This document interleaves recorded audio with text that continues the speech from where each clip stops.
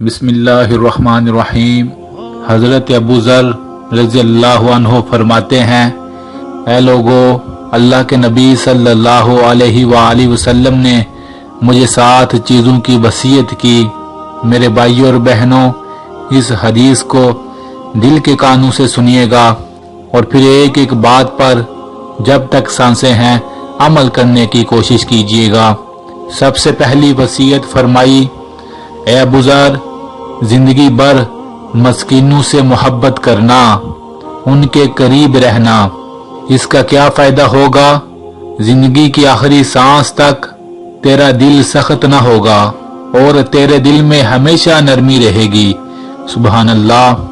دوسری وصیت فرمائی، زندگی میں خوشی، لذت اور سکون چاہتے ہو تو دین کے معاملے میں اپنے سے اوپر لوگوں کو دیکھنا کہ فلاں تہجد بھی پڑھتا ہے، فلاں پہلی صف میں نماز پڑھتا ہے، فلاں حدیث بھی پڑھتا ہے، فلاں قرآن بھی پڑھتا ہے۔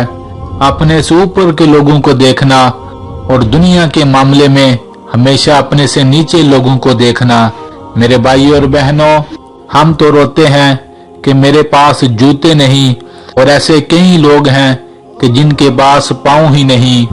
ہم تو روتے ہیں کہ میرا گھر بڑا نہیں، پر ایسے کتنے لوگ ہیں جن کو زمین پر بچھانے کے لیے جن کے پاس چادر بھی نہیں۔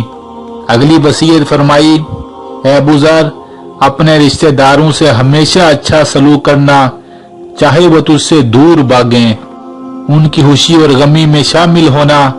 اگر وہ تیرے ساتھ برائی کریں تو یہ ان کا عمل، مگر تو ان کے ساتھ ہمیشہ اچھا عمل کرنا۔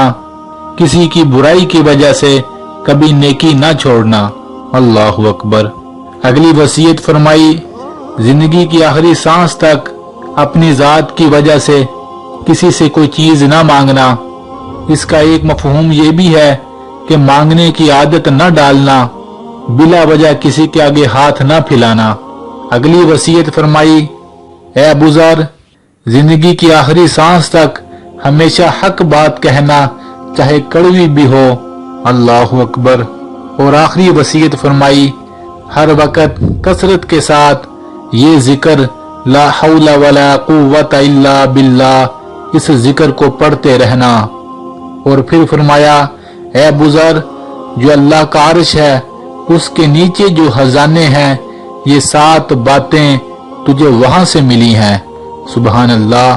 اللہ سے دعا ہے، اللہ ایک ایک بات پر ہمیں بھی آخری سانس تک عمل کرنے والا بنائے۔ آمین۔ میرے بھائیوں اور بہنوں، اس ویڈیو کو ضرور شیئر کیجئے گا۔